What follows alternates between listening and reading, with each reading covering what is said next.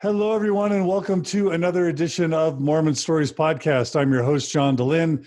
It is October 28th, 2019. I'm fresh off a flight home from New York City, and I am so incredibly excited to interview someone who I've wanted to interview for years.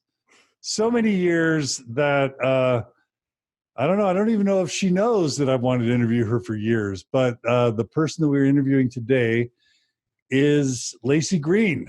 And many of you will know who that is. Laci is known for lots of things. She, as far as I'm concerned, is one of the really kind of early, kind of world famous, kind of reputable, penetrating in a positive way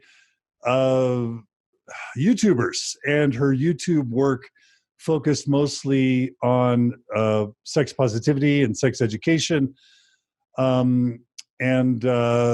just checked today, she still has 1.4 million YouTube subscribers, and she hasn't been, regularly publishing YouTube videos for, I believe, years, and we'll talk about all that. But she is a, world famous YouTuber, sex educator. She's an author. She published a book recently called, last year, called Sex Plus, Learning, Loving, and Enjoying Your Body. And recently she launched a podcast. So Laci Green, look out world. Laci Green is entering the podcast world community with a podcast called Indirect Message, which is super cool. I've already listened to several episodes. I think she has 4 or 5 out, and it explores how the internet is changing society, and it is touching on really super important stuff. So that is who we're interviewing today, and I couldn't be more excited. Really quickly, just for those, I'll just do a 20-second blurb. For those of you who don't know, we are doing an amazing conference on November 17th called Thrive. It's a conference. We've got over 1,000 people who have already registered. It's a conference dedicated to healing and growth after Mormonism and finding community. We're bringing Wayne Sermon from Imagine Dragons, Amber Scora from the book Leaving the Witness, and we're going to have over 1,000 people there and probably a dozen speakers and musicians.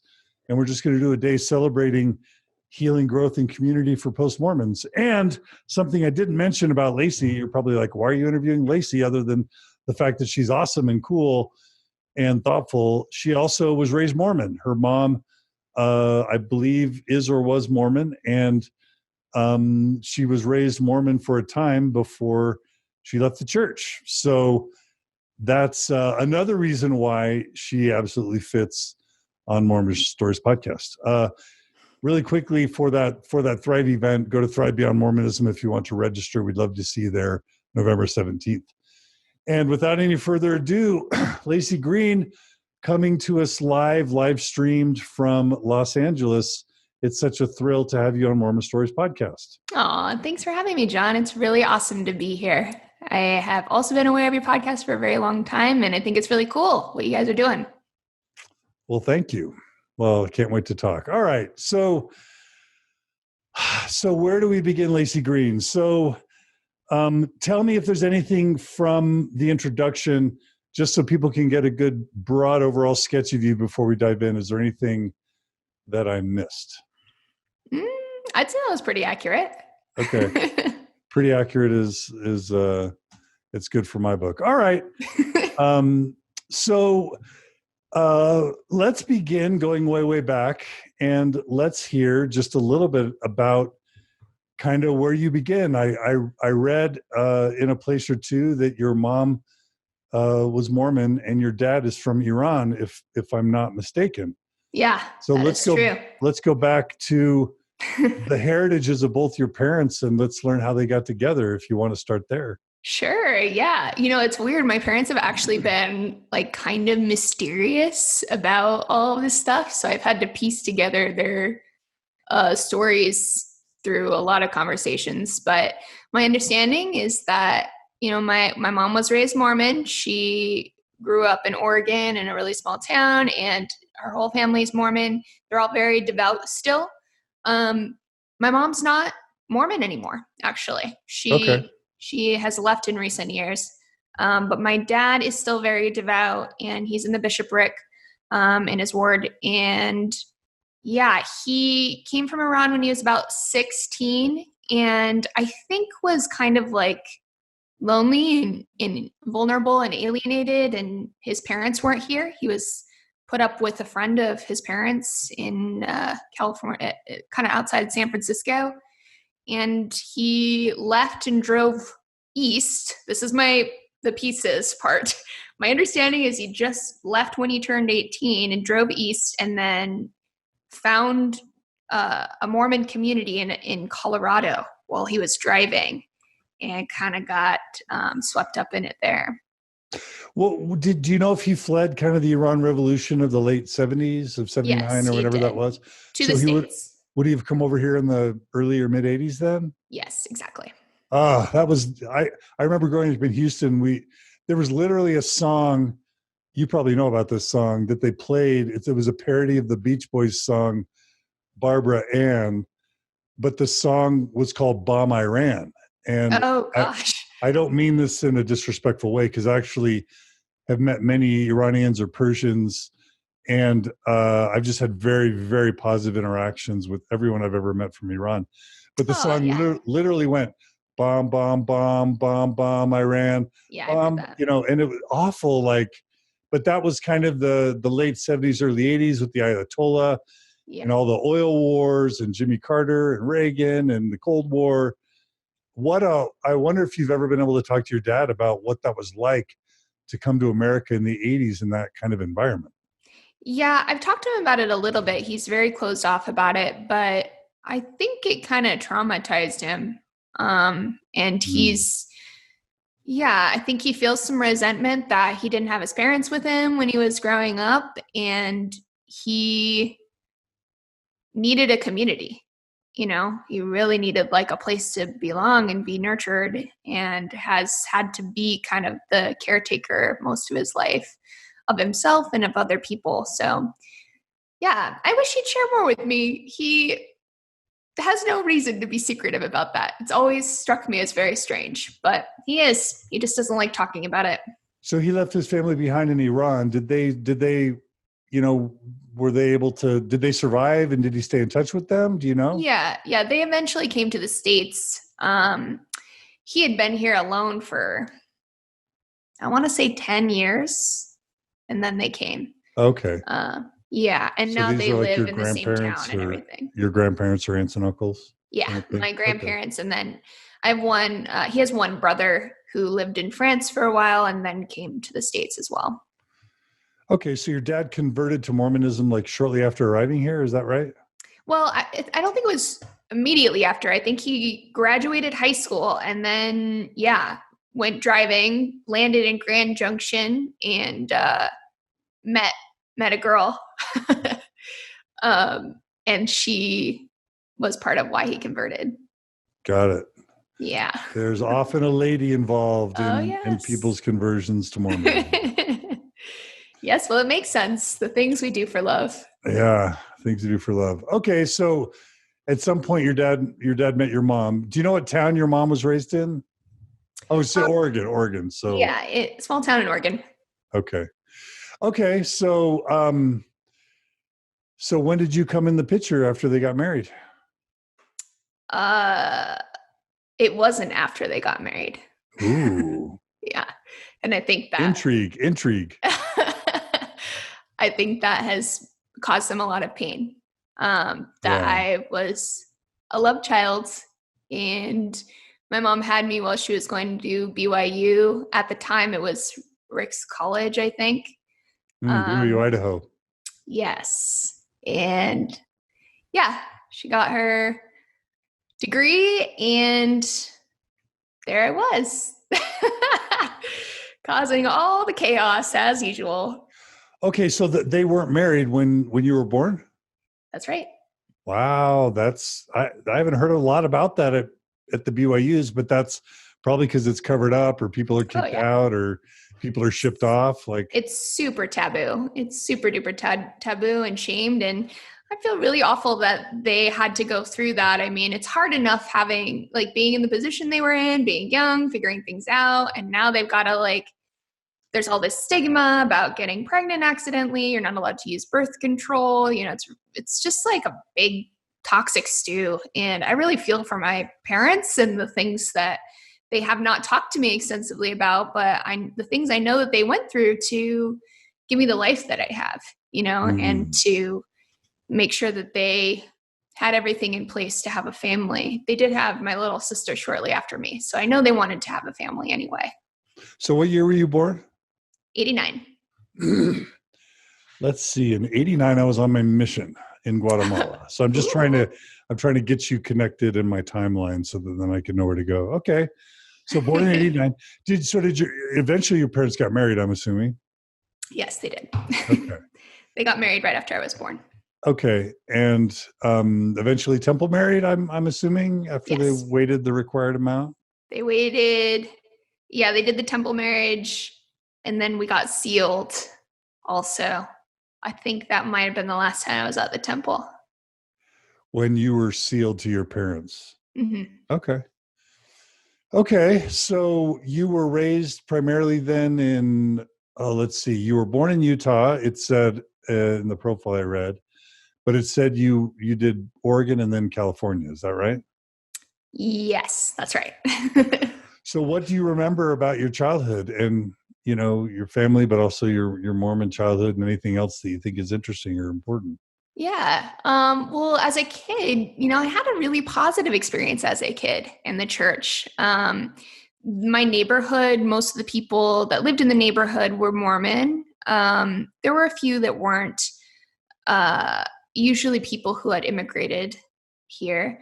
And yeah, it was really positive. I felt very supported and very safe in the church as a kid. And I think it was a good supportive environment for my parents. Where things kind of went a little bit off the rails was around the puberty age when the protocols start to shift.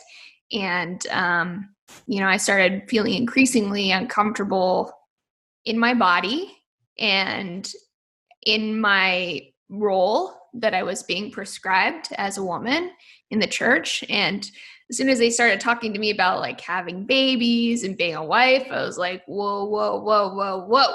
Let's just calm down here 1 second. Let me back up just for a second. So do you remember primary? Do you remember like going to church regularly and all that stuff? Yeah, I went to girls' camp every year. I was very involved in Young Women's. I helped organize our, you know, Young Women's nights every Wednesday. And I was very involved in all of that. So you'd have been in the presidencies, like a Beehive or Laurel or Maya Maid presidencies kind of thing? I don't remember if I was maybe I was. I vaguely recall being a secretary. I can't remember. That counts. Yeah. Okay. You liked girls' camp, and did you go to seminary? I did not go to seminary. Okay. I put my foot down at getting up at 6 a.m. Okay. Did your parents, were they kind of trying to be the Orthodox Mormons? Was it more of an unorthodox Mormon home? They were trying. Right? Yeah. Okay. I don't think that's who they are as people. And it certainly wasn't who I was and my siblings are. So that posed some challenges. You know, they didn't drink coffee. They still don't drink alcohol, which is probably a healthy thing, honestly. But it does, the alcohol thing, I think, has caused a little friction because it makes it harder for them to socialize. You know, a lot of socializing, there's alcohol around. Yeah. It's not like you have to drink it, but I think that makes them uncomfortable. And so it kind of, I think, has isolated them from non-Mormon communities and friendships because the ways that people socialize are forbidden. Literally going to get coffee or grabbing a drink after work. Like that's kind of, you know, the way things go. So yeah, they don't do that anymore, of course, my mom, but they did at the time. Okay. So you remember kind of fond memories of growing up Mormon until kind of the gender expectations started being communicated then. Yeah. And you had how many siblings by this point? I have two siblings, You have two and siblings. I had both of them at that point. Yeah. Okay. Okay. So how did that, like, normally teenage kids don't kind of put their foot down, especially along social justice or moral grounds, and kind of leave the church. It's either they rebel or they stay in it and stay quiet until they leave the nest. How did it work for you? Well, I have a very loud mouth, apparently. So it was a lot of arguing and fighting, and I'm not going to church. You can't make me do this. I don't agree with this. I don't believe in God. Just like having all of these really devastating fights, mostly with my dad. My mom kind of stayed out of it, which makes more sense now because I kind of see that she never really fully bought into it. Yeah, it was very tumultuous. And I think it caused a lot of unnecessary friction in my relationship with my parents at the time. I mean, I think teenagers are a pain in the ass either way. Sorry, can I say ass? Yes, you can. Okay. Absolutely. We're ass positive. We're ass positive. Thank you. Good. I'm glad we're on the same page about that. Yeah. So, teenagers are a pain in the ass and they're going to fight and rebel anyway. But I think that adding this sort of existential element really stressed my parents out because they were worried about my fate, that I was going to go to hell and, going to be tempted by sin and all this stuff. So what were your interests as a kid and as a teen? Did you do music? I saw you did drama. yeah. And were you a reader? Talk about your kind of intellectual and creative life. Yeah, I was a really creative and brainy little nerd. I skipped a few grades in grade school and That's a lot. One is a lot. You need a yeah. few. What does that mean?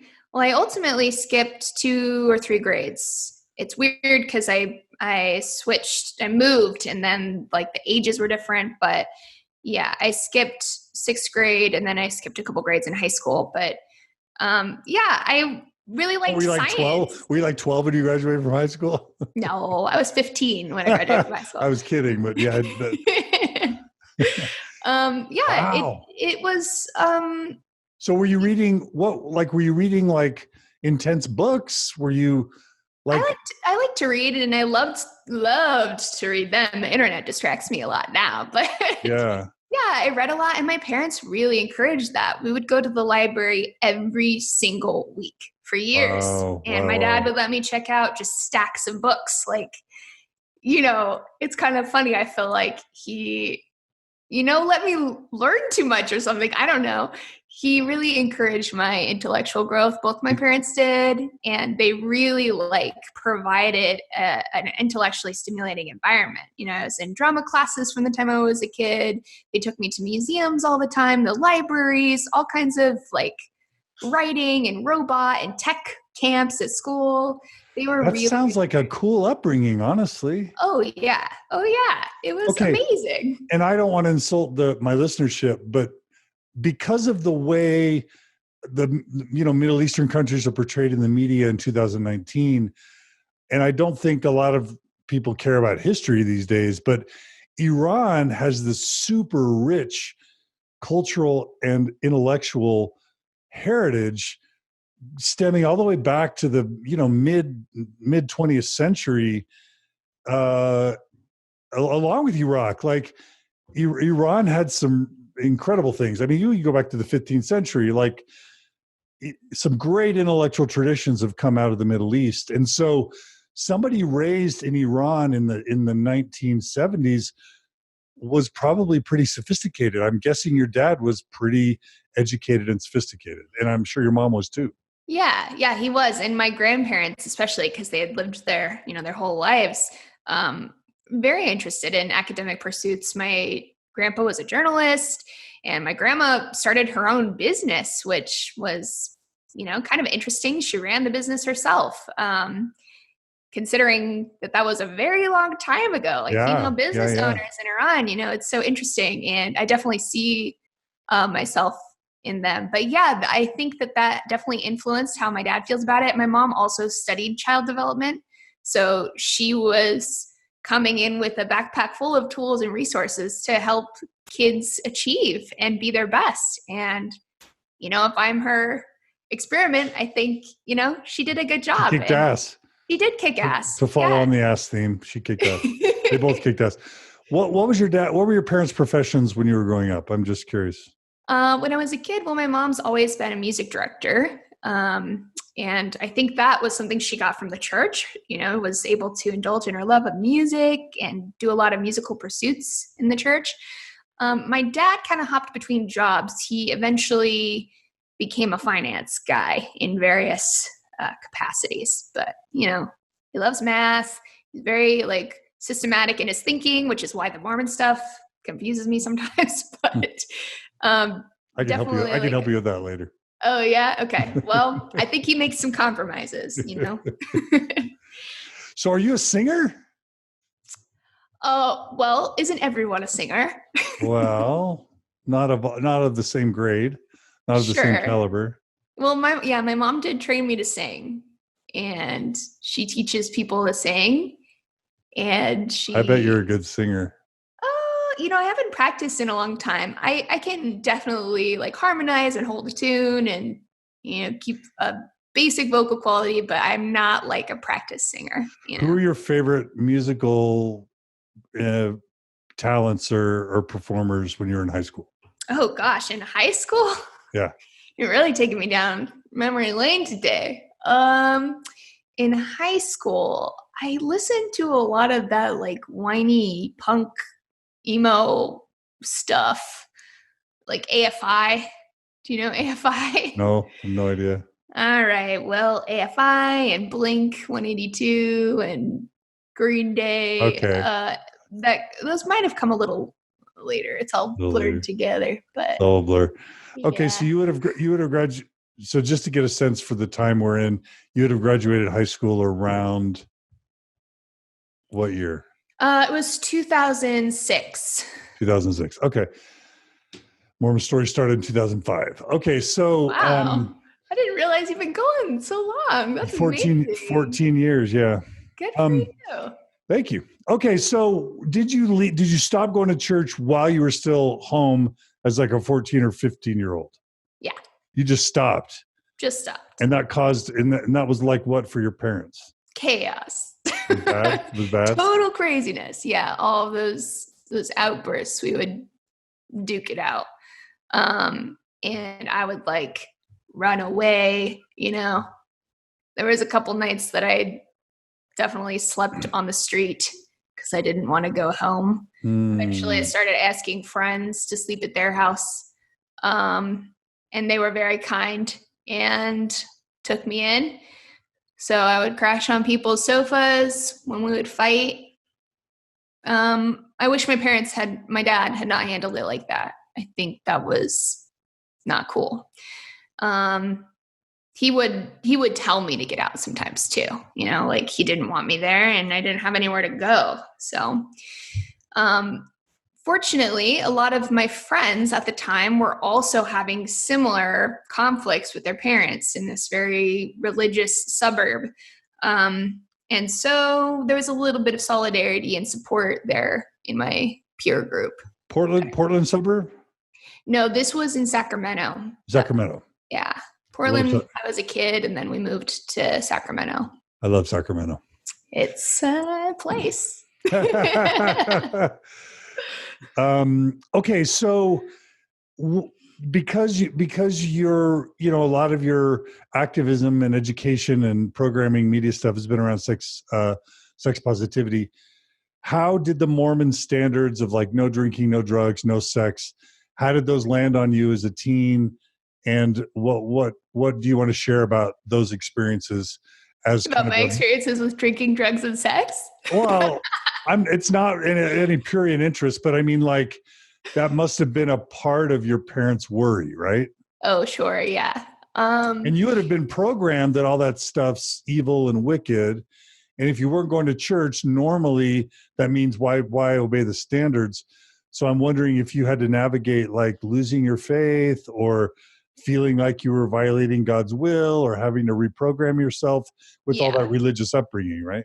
Yeah, for sure. I think that happened before the drinking and drugs and sex, because I left the church when I was about 14.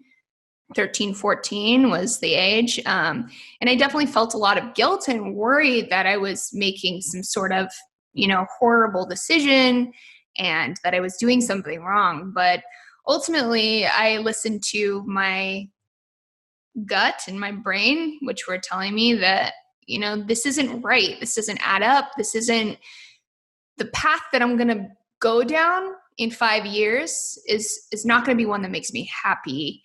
And it's one that I think is oppressive and harmful to people. And I don't want to be a part of that. So I had this sort of like moral reasoning that I think made it a little bit easier. When YouTube came about, I started posting about it on YouTube. That was actually how I got started on YouTube, was posting about leaving Mormonism. What year? Like 2006, 2007. Would those videos still be up on your channel?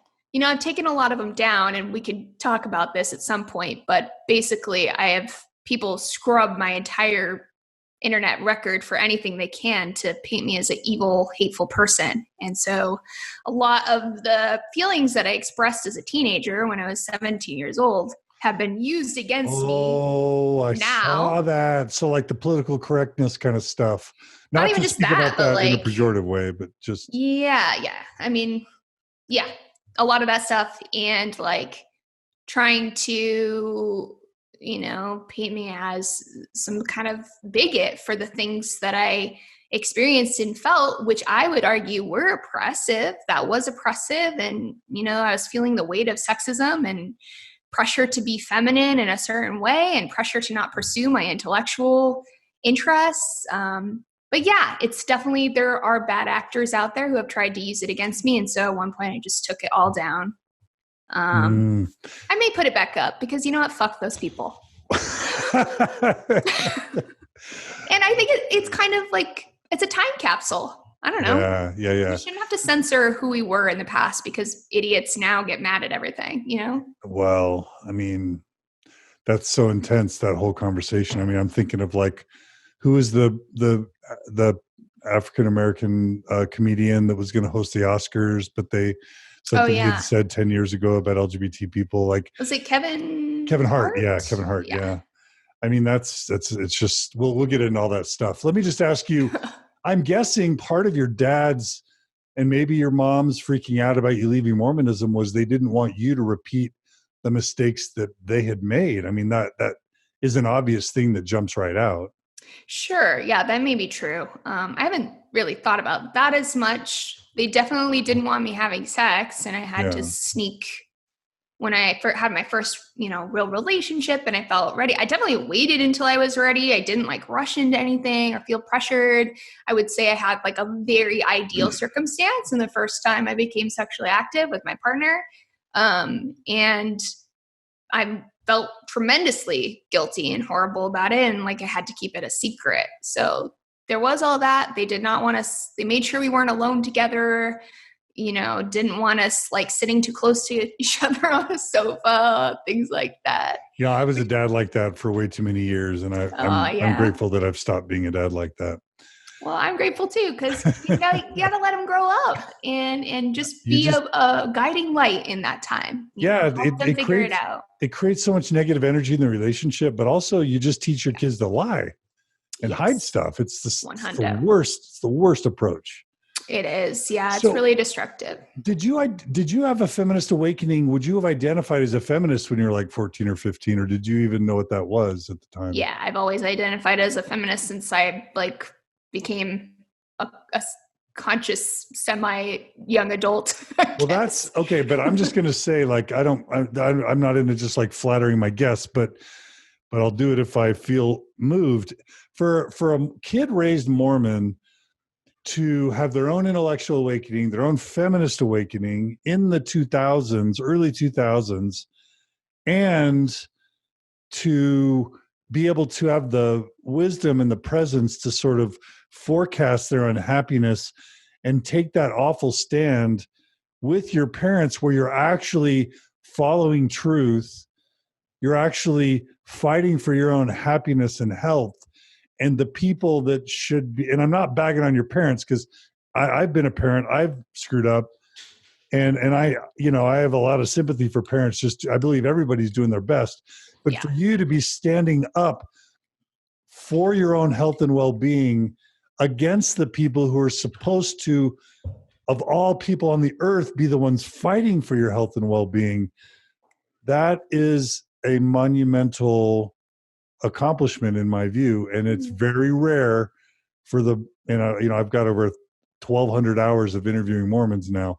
What you did is very rare. Really? That I'm flattered, and I'm also a little bit shocked that more people. Yeah, it's hard, and I would attribute this to just kind of my lack of reverence as a person. I don't know if that's a good thing or not. But thank you. I really appreciate that. Did you have any early feminist influences? I just have to ask that because I love it. Oh, early feminist influences. Probably. Do I know who those people That's fine. are? No. Because feminism was still a bad, I mean, some may say it's still a bad word now. Yeah. But 20 years ago, it certainly was a bad word, right? Still. Well, right? I knew that feminism was it was a much, much more simple understanding of feminism than I have now, right? Sure. I was just women who want to do what they want and aren't gonna just do what they're told, nasty women, I guess, of the 90s and early 2000s. But that was my idea of feminism. At the time I was I'm gonna be a doctor, and no church or person is gonna tell me I need to be a stay-at-home mom or something. So it was a very simplistic view, but that was the word that I knew to describe how I felt, was I'm a feminist. And I've used that in varying capacities and meanings since then. And so the messages you got from the Mormon church were that your job was to be a mommy and have babies and get married, right? And yeah. And you didn't feel like the church was nurturing your desires to be a professional? Is that? Not only that, but I love the outdoors. And, I was so upset that the young women's groups didn't get to go hiking and didn't get to rough it out. We went to girls' camp and we had cabins, and that was cool. But I was like, dude, I want to do these crazy hikes. They're taking up the mountain and sleeping outside on tarps and, learning how to tie knots and stuff that I felt would be really cool. And I was told, oh, well, girls don't do that stuff. So, and that was really upsetting to me. And I'm very outdoorsy now. I love the outdoors more than anything. And, that was maybe the first real tick of what that I had, was the fact that our activities were sewing and cooking and babysitting and crafting versus being outside and learning how to navigate your environment and really fend for yourself, to feel powerful in that way, Wow. That's so cool. You had a strong sense of kind of social justice and a real sensitivity towards gender equality and other types of equality from a very young age. Yeah. Well, at least as a girl, I understood, oh, this isn't fair to girls. Yeah. But social justice is way more than that. Yeah. Well, that's one aspect. Really quickly, sure. Just a shout out to our listeners who are joining us live. We've got 90 people. That's a lot for midday. Jason says, OMG, I love Laci. Thanks, Holly Jason. says, love you, Laci. I've been following your YouTube channel for about 3 years now. Oh. I'm so excited about this interview. Lots of Mormon Stories listeners love you. Rick says, Laci was a recommendation I made a few years ago, but had no way of contacting her. So good to see her here now. She is so popular. Her sex talk is amazing. Thanks, guys. That's really sweet. Lots of Amy says, I love her.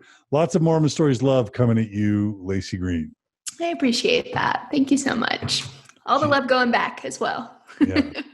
Okay. So So you finished high school by age 15, is that right? Mm-hmm. And I know you ended up at Cal Berkeley. So what was your path to Cal Berkeley? Yeah, I went to community college for a while. In Sacramento. Yeah. Okay.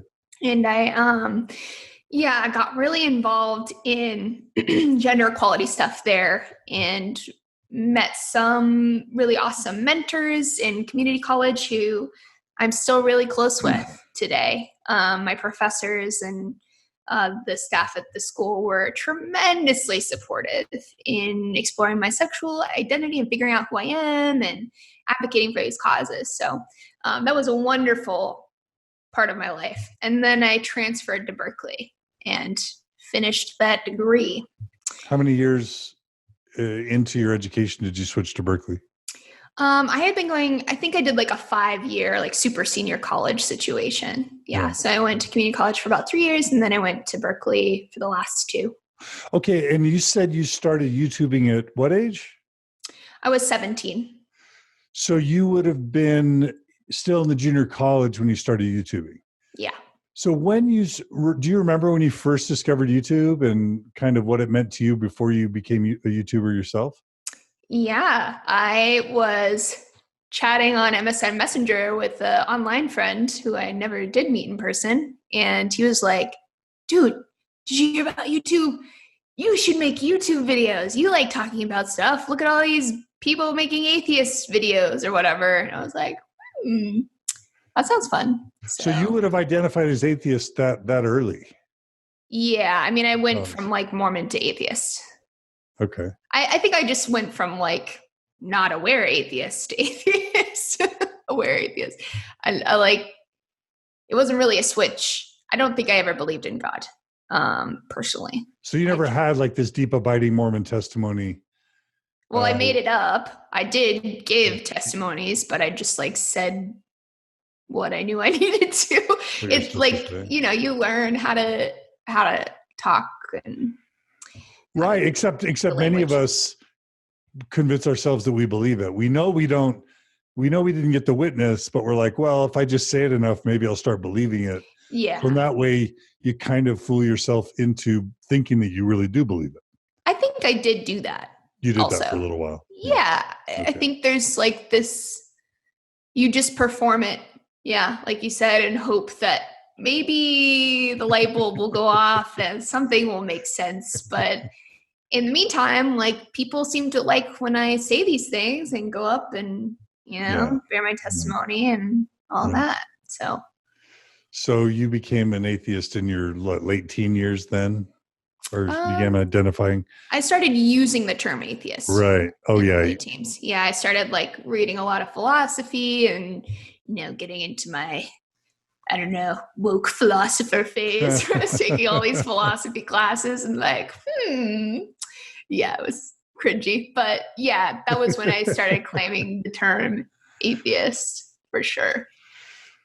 Well, okay. So I want to think that I wasn't into YouTube probably as early as you were.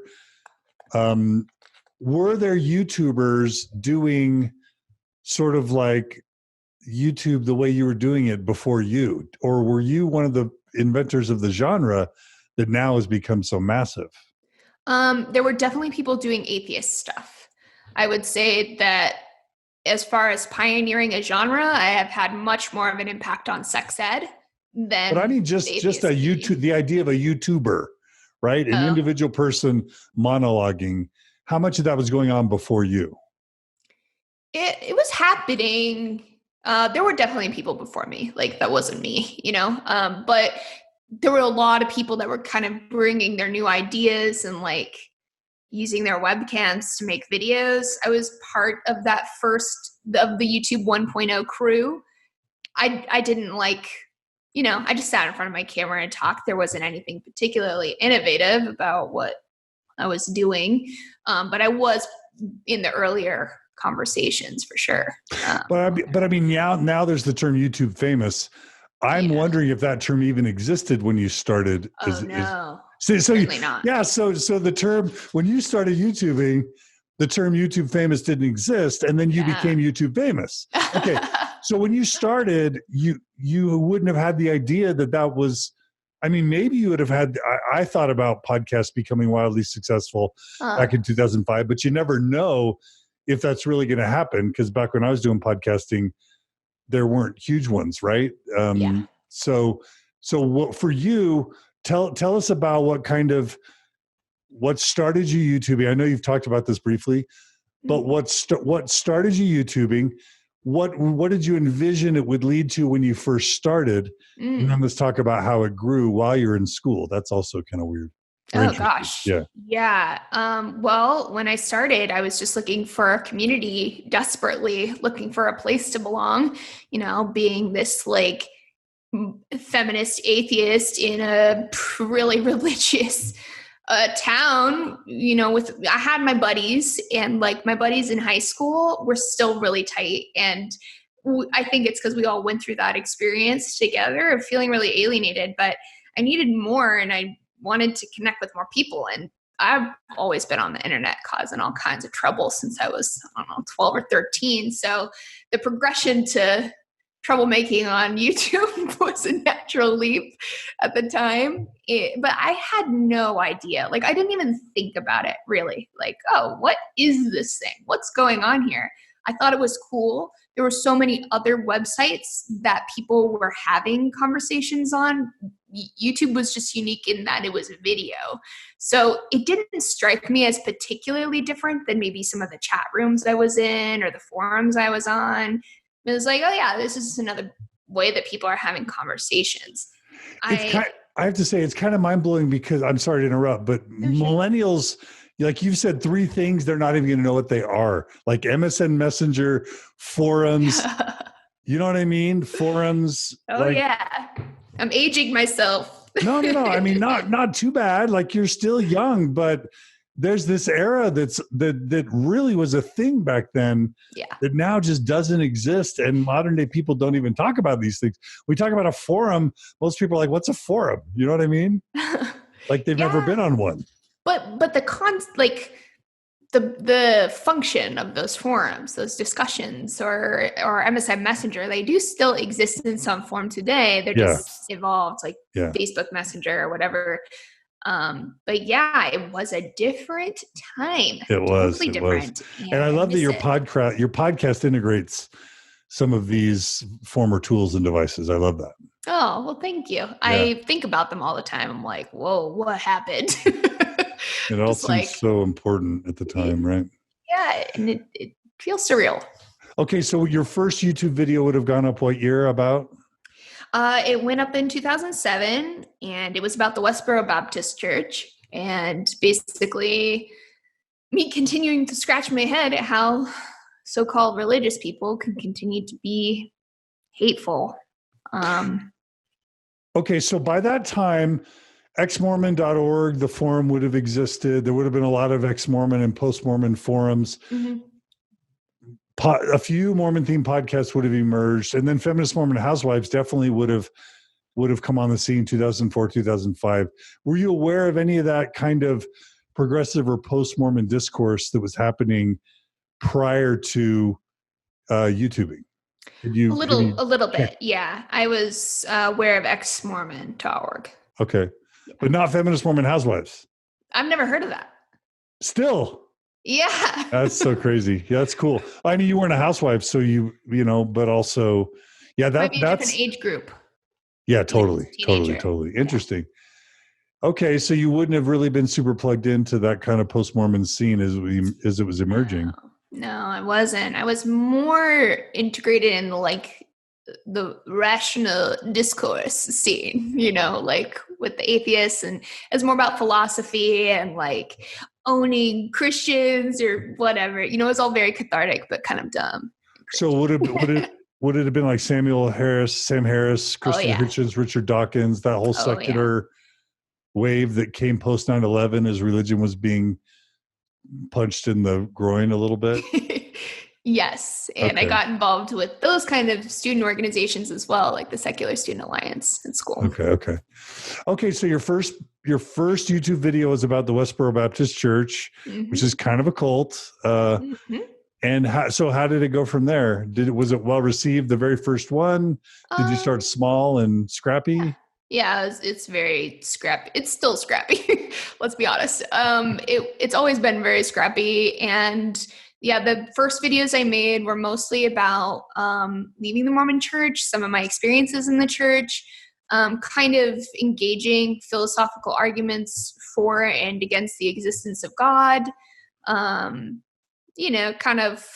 was discussing a lot of things that I was learning in school, in philosophy class, and the things I was reading, like Dawkins and Harris. So those were strong influences on me at that point. And I would say still kind of shaped me into the thinker I am today, to be really critical. And I have a hard time being as unapologetic as they are, but that's something I do strive to be.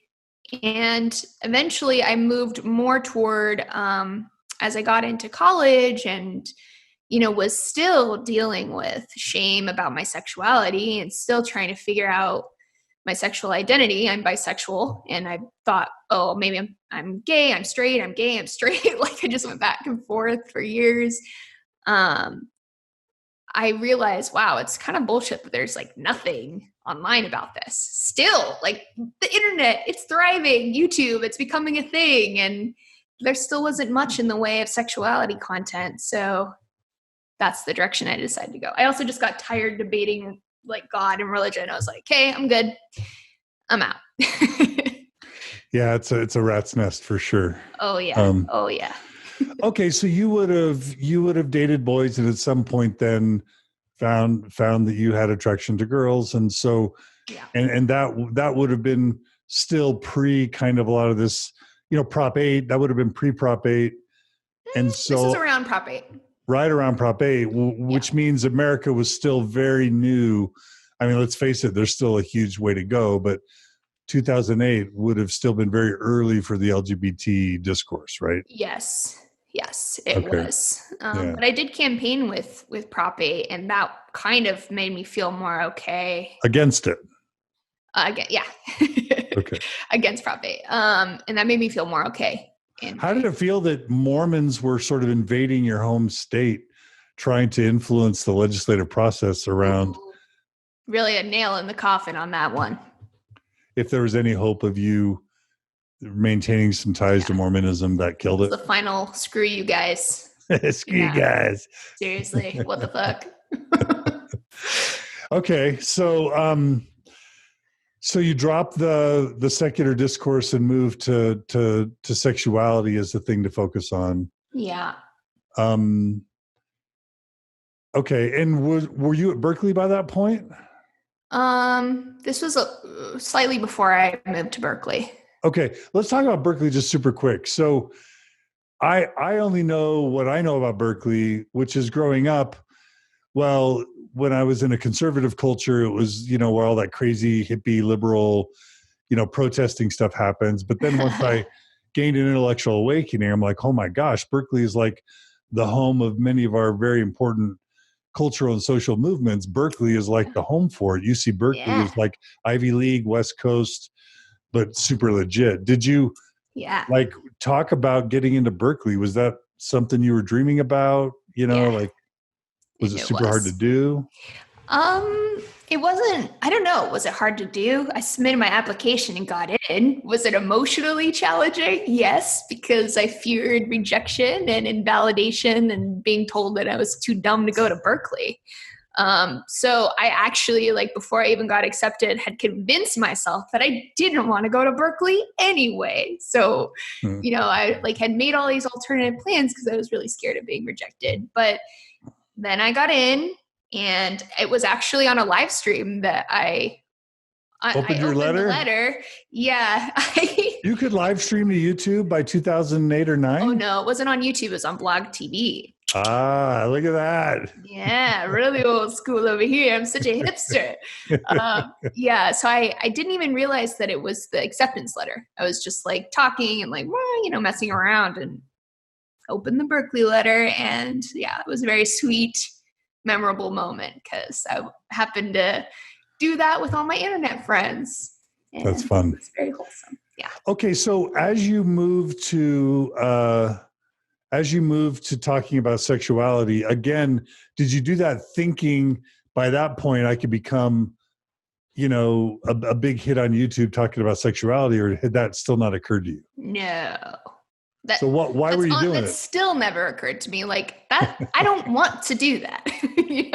I don't want to be the big sexuality person. That sounds like a nightmarish hell for me. And for the time that I kind of did occupy that position, it was a nightmarish hell. So I just wanted to make videos and have fun and like share information, help people, help myself feel empowered and okay in their bodies and their sexuality, destigmatize talking about vaginas and understanding pleasure and orgasm.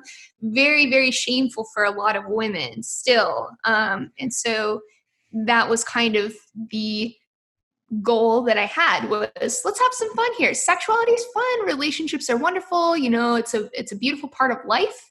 And I had been told my whole life that it was horrible and bad and no. So this was my opportunity to reclaim it and hopefully help other people reclaim it in the process. And it was just meant to be some good old fashioned fun. And for a while it was.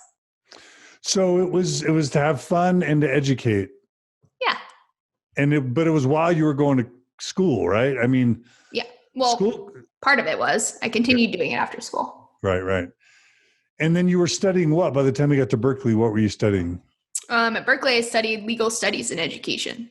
What were you thinking career-wise? I was planning to become a lawyer in basically forensic sexual assault cases. Okay. Yeah. And did the YouTubing ever get in the way of your school at all? Yeah. Still does get in the way, honestly. Because you're in grad school now, right? Well, I've been planning to go back and do my PhD for years. And it's been hard because this is the worst complaint I'm ever going to have. And I apologize for how obnoxious this is, but I keep getting stopped because the projects I get to work on are so cool. So I feel like I can't give it up completely to go do what it takes to be in academia, but life is long. I don't want to have kids. So, maybe I'll be able to embrace that in the near future. What age I started my PhD, right? What age? 40. Really? Yeah. Oh, that makes me so happy. Yeah. As a podcaster. Oh, and you did your podcast the whole time? Oh yeah. Yeah. In fact, I put myself through grad school by doing the podcast. My God. Yeah. You have no idea how happy you just made me. Well, I could give you all sorts of tips on how I did it too. Oh my God. We need to have that conversation. Yeah. So this is what happened. I started, this is just brief, just for fun. 2005, I started the podcast. I stopped and started a few times because I realized how big it was in terms of like really affecting people's lives. People would leave the church over it. Sometimes they'd end their marriages over it. But I stayed doing it. But then when I applied to grad school in psychology, I had to apply to BYU because there were only 4 psychology programs I was interested in Utah, and Margie didn't want to leave Utah, so I applied to BYU and Utah State, and University of Utah got in.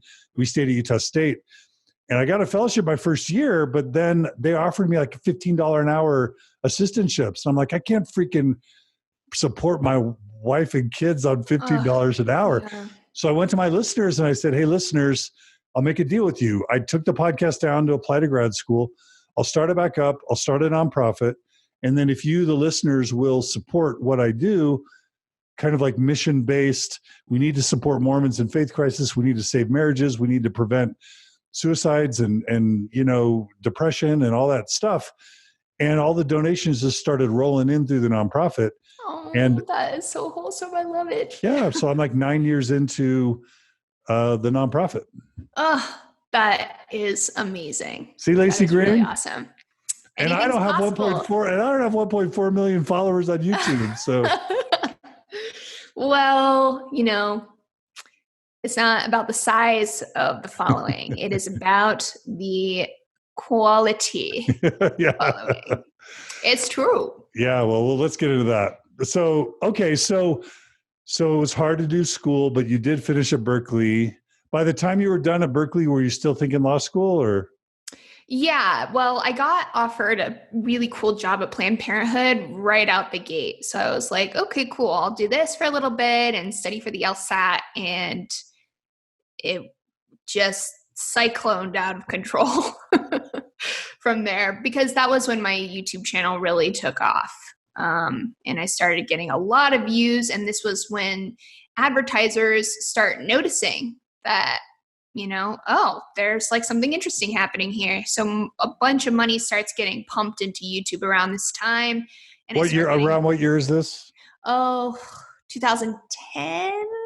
Okay. Because I graduated. What year did I graduate? Oh, 2011. And was so maybe 2011. Was Planned Parenthood okay with you YouTubing while you worked for them? Oh yeah, they loved it. Because you were a good spokesperson for. Yeah, and this is also like during a period where there wasn't like as much fear about cancel culture and like people using social media to undermine these causes. Like it was really just like, whoa, here's this cool new thing. Let's just do it. They had basically no bar holds and we went to town. So, okay. So what happens in your life as YouTube really starts to take off beyond your wildest dreams? What was that like for you? Like, talk about what it's like to start becoming YouTube famous, especially when that position of YouTube famous had never heretofore really existed. Yeah. Well, it was weird. It was very strange. It's got to be awesome that you're making a difference. People are listening and talking about. You're making an impact if people are listening, right? Yeah. No, it was awesome. It was cool. It was scary, I think. I suddenly started feeling like all this pressure. Like, oh, I need to make sure this is perfect. And, everything that I'm putting out, if it's going to reach 1 million people or something, like I need to make sure that everything is exactly right and it looks nice and it's funny. And, I just started really like, just really putting a microscope on magnifying glass on every aspect of my videos. And that became very, very exhausting over time. And as the is that because people were scrutinizing every word you said and like slamming you if you made any mistakes? Or not at first, it was entirely self-imposed. Like the internet, there was always this group of people, mostly dudes, who would just like be mean to me online and like call me misogynistic names. Like that's been a constant from the atheist days. But I never felt the like woke culture that we have now until maybe 2014 or 2015. Things started to get really intense. Wait, then you were called misogynistic? No, they would call me like a bitch and a cunt and like all these names all the time. Oh yeah, that's awful. Just like angry dudes online. Okay, bros. Taking it out on me for some reason, always. I don't know. Like, what did I do? I'm trying to help you get laid, dude. Stop being so mad. And they would treat you and one could go, oh well, you don't know him, so it doesn't hurt you because you don't know him. Was that hurtful to have people being so personal in there? It's an obvious question, but yeah, it's hurtful. Yeah, I mean, it's horrible having a parade of strangers follow you around online, calling you names, speaking to every fear and insecurity you have about yourself. Like, it's awful. I was like 21 or 22 years old, and I didn't have like the emotional strength that I have now, and it really, really was challenging for me. Not really the name calling so much as just feeling like, oh fuck, I'm never gonna be good enough. Like I'll never be enough, and that is something that I just had to make my peace with. No, I'll never be enough, and that's fine because literally no one is enough. Talk about just for our listeners who haven't viewed your stuff, the 3 listeners who haven't viewed your stuff. Talk about some of the episodes you would do, just like what your YouTube videos were often like and what types of topics you would cover. Oh, at the time, well, I would talk about like vaginal health, STDs, slut shaming, I don't know, penis anatomy, like pubic hair, shaving, that really seemed to strike a nerve. People still ask me, are your armpits shaved today? I'm like, dude, I'm literally 30. I put that out when I was 20 years old. Like, you are living in the past, bro. And no, they are not shaved today. FYI. So it was a lot of stuff that was meant to be like young women's empowerment, but everyone empowerment, because everyone feels these things. But I was coming from the perspective of a young woman. Did you get compared to Ruth Westheimer right from the start? Like a modern, young hipster, Ruth Westheimer. Did that come up almost immediately? Yeah, somewhat. I mean, especially when the sex toys came out. People are like, oh, Dr. Ruth and Sue Johansson. Yeah. I grew up with Dr. Phil, with Dr. Westheimer, Dr. Ruth, actually. I just saw a documentary on her that was really interesting. Oh, yeah. I haven't watched that yet. It's in my queue. It's interesting. It's interesting. Cool. So, but I never got the sense that you were trying to be, and I don't think Dr. Ruth was either. I never got the sense you were trying to be scandalous or like push the limits just to be kind of, body, or I don't know what the right word would be. You were trying to educate. Edgelord. Edgelord? That's the term that is in the internet. Okay. Vernacular. Yeah, no, I tries to push the limits. I sensed that your educational quality was very high and that your intentions were sincerely to educate. Like that's what They always have been. I've never had any other intention other than that. Regardless of what people say or write or whatever, it's always just been about trying to like form online community and have that be positive and something that helps you feel good about yourself, and like you have the tools to make your life and relationships the best they can be. Did you immediately start getting emails and messages from people saying you were incredibly positively impacting their lives, their sex lives, their sexual identity, just their sexual education and awareness?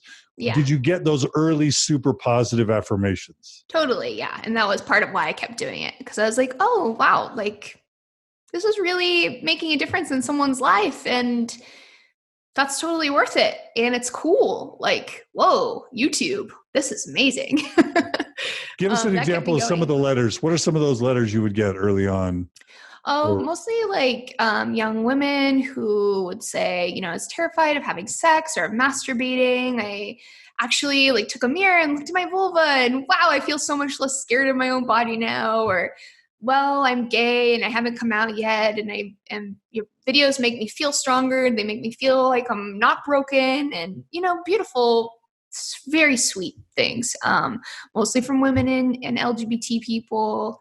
But occasionally also from guys too. Usually guys would write me about like, hey, this really helped me with my girlfriend, or it helped me talk about sex with my daughters, like have a talk. A lot of single dads watch my videos because they're like, help. Help me talk to my daughters. Yeah. When I got kicked out of the church, I had nothing to say to my teenage daughters. Like, they're going to be having sex probably. I have no idea what to tell them. Yeah. Because I've still only had sex with one person, like. Yeah. And like, I think single dads, they're like you said, we're all trying our best, and it's hard. Like, kids are hard. Having daughters when you are a single guy, it's hard because it's harder to understand what they might specifically be experiencing. So that was always really endearing too, being able to be a resource for them. Yeah. So you're getting these positive emails and messages telling you you're making a big difference. And then it's swelling in popularity on the good side. On the bad side, you said you were doing it partly for fun. It sounds like some of the fun starts getting sucked out as your perfectionistic sort of impulses start elevating. Yeah. And there's the negative criticism that kind of is inseparable from the positive affirmation. You can't do anything of note in this world without getting hammered by a group of people that are either jealous or, resentful or broken or just, mean or unhappy, right? Yeah, for sure. But those people scared me because they would make physical threats to me, or they would show up at talks of mine and really freak what me types out. of threat? Why would people threaten you? What types of threats? Oh, like rape threats. I'm going to come to your house. Like, I know where you live. People posting my address. People posting my parents' address, their church address. Oh, no. That's like Yeah. doxing before the term existed, probably. Yeah. Yeah. A lot of doxing and just like trying to freak me out and scare me into silence, which usually they didn't, but sometimes they did. So I was just freaked. I mean, what is that? Like, there's the famous sex, politics, and religion. They're all third rails you don't talk about. What is it about? I get the religious part and the sexuality part because we've talked a lot about sex, but I've never had someone threaten to rape me. Like, what is it about an empowered young woman talking about sex, do you think, that brings out such incredible animosity with some people? Have you tried to figure that out? Have I tried to figure that out? Absolutely. For years. I don't understand it. I really don't. The only explanation I have, and I try to avoid going to this explanation when there is an alternative explanation, a more flattering explanation, but I really do think these people just don't like women. They don't like women speaking. They don't like women succeeding. They feel threatened by it. And that's sad, and it's not a majority of people, and it is not a majority of men either. It's like a very small, loud, obnoxious group of people that really poison the well for everyone else. Yeah. It's sad. I'm so sorry that happened. Oh, well, I appreciate it. Yeah, it is what it is. So, okay. So do you remember when you first started getting noticed randomly out in public for your work? Yeah. And how early or late was that? That was when I was at Berkeley. So like, is it fellow Berkeley students or is it just people around town in the coffee shop or? Around town mostly. Yeah, that also freaked me out actually. Because I was being doxxed and stuff. Like I lived in this apartment building when I was a student at Berkeley, and my neighbor comes over one day and just knocks on the door and he's like, "You're Laci Green." And I'm like, "Yes." That's creepy as heck. "Who are you?" "Yeah. Who are you?" He's like, "I'm your new neighbor." And he just went back in his house. And I was like, creepy AF. Yeah, like, okay, cool. Now I have to like know that my neighbor literally has my address because he's my neighbor, and he could post it online or do weird stuff or listen to me, or I don't know. I was freaking out, because he was so creepy about it.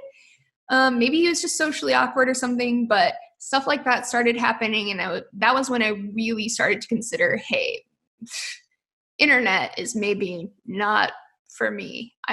It's too much stress and fear and anxiety to be worth it. Well, that wasn't late in I imagine you took off and that would have started happening earlier in your YouTube career, not towards the end, right? I mean, well, that wasn't toward the end. That was like okay, 2010. Yeah. Okay, so even in 2010, you were saying, "Well, I'm not sure this is worth it." Oh yeah, yeah. And the difference between so obviously when I go anywhere in Utah, I'm not obviously, but when I go anywhere in Utah, I'm usually recognized. Sometimes in other states, especially if it's like Arizona or Idaho. I mean, I was at a musical on Broadway and someone recognized me, but people from Idaho or Utah, right? So. But I would never have been recognized in Ohio or, Texas or Florida. And that's one big difference is you would have been recognized anywhere in the US and probably overseas too. That's a whole nother order of magnitude intensity, right? Yeah. Yeah. It was happening all over everywhere I was going. Yeah, it was, there's part of it that's like, wow, that's really validating and cool. And it's really Yeah. cool to meet people. And I'd say that was, 70 or 80% of what I was feeling at the time. But there's also this part of me that worried about my loss of anonymity. I tend to be a very private person compared to a lot of other YouTubers who just want to blast out every freaking thing, every thought that crosses through their mind. I am a little bit more reserved and I do like my privacy and, I like to hole up in my house and Yeah. feeling like, this is a red flag. Like, I don't want to feel like I can't go to the grocery store and worry about, I don't know, what if it's someone who's not nice who approaches me, And there have been moments where I've gotten a really weird vibe from people who have said, hey, I recognize your stuff. And not in like, hey, I recognize your stuff. Can I have a hug? Like that's always welcome. But it was the kind of underside that freaked me out. Okay. So, how did I have no way of knowing like whether someone who gets YouTube famous makes, I can imagine it being 10 grand a year or like 5 million a year. And I have no idea of knowing, number one, what the scale of financial compensation is once you reach 1 million subscribers or more. And then secondly, what money does to your intentions and what you're doing and the spirit of what you're doing, the fun of it, but also the pressure. Talk about whatever you're comfortable talking about, the money part. Yeah. I'm just fascinated, Yeah, sure. Well, while I was in college, I made enough on YouTube to cover most of my rent. So I was making maybe 10 grand a year at the time. But how much YouTubers make depends on a lot of factors. It's not just like you have 1 million subscribers, therefore you make X amount of money. It is really dependent on the types of brands that want to work with you. Are they big, massive brands, or are they small, independent brands who maybe don't have, a huge budget to sponsor your videos? Most of the companies I ended up working with were small. There were a couple that were big, like Trojan and Audible. Yeah, and so they paid me really well. But most of the companies that I work with, some apps like sexual health stuff, didn't really make much, to be frank. And my AdSense never really made much from that. I make maybe a few grand a year from that now. But where I made most of the money at the time was doing live events.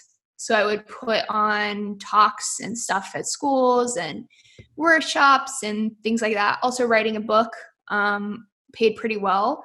So you got a book deal, like in advance on a book yeah, deal. Getting a book deal, totally. Okay. Not just like self-publishing, but having a guarantee that this would be worth my time. And I worked with MTV and Discovery Channel too, like hosting videos. I paid, decent, not a ton, but it was decent enough. And I don't want to go into specifics because that opens me up to people feeling some kind of way. But, in my time on YouTube, especially say after college, I've always been paid like, an upper middle class job, where it's fairly good pay. It's not amazing. I wasn't rolling in it, except for a couple of deals I got made off pretty well, but those were just one-offs, it wasn't like a ongoing thing. So yeah, YouTubers can do pretty well. It just depends. You can also have YouTubers who have tons of views and aren't actually making that much money. And this is one of the weird conundrums that some people talk about, where you can be famous and recognized in public and still not making any money, like not able to pay the rent. So it's a weird industry economically. But if you know what you're doing and you're smart about it, you can make enough to get by or to, do pretty decently. And did the eventual because that's good, middle class, upper middle class, whatever you said, that's good. Like I'm happy to hear that. Did that change things? Did money entering into the picture make it better, make it worse, make it awful, great, ruin it? Like what did the money do? Okay, there's a couple of things where I think the money changed my world a little bit. One is that it incentivized me to continue working on YouTube where I would have otherwise been off on my way in another direction. Like I said with the PhD, I'm doing cool projects. And I will say, honestly, most of it is that they are cool projects. I'm not sticking around because the pay is like crazy buku bucks, right? It pays me well, it pays me enough to be happy, and I get to do cool stuff. So that's always been kind of a deterrent from going into other fields where, I don't know, would I be happier in academia? Probably. I don't know. Who knows though? Who knows? So there's that aspect of it. And then there's also the perception from other people who think because you have 1 million subscribers, you're making $1 million. They literally think like, oh, for every subscriber this person has, that's how many dollars they make. And that is incredibly wrong. And so people start to treat you, the way people treat you is different because they think that you are rich or something. And it's like, okay, well, at least you're telling me what kind of people to avoid in my life.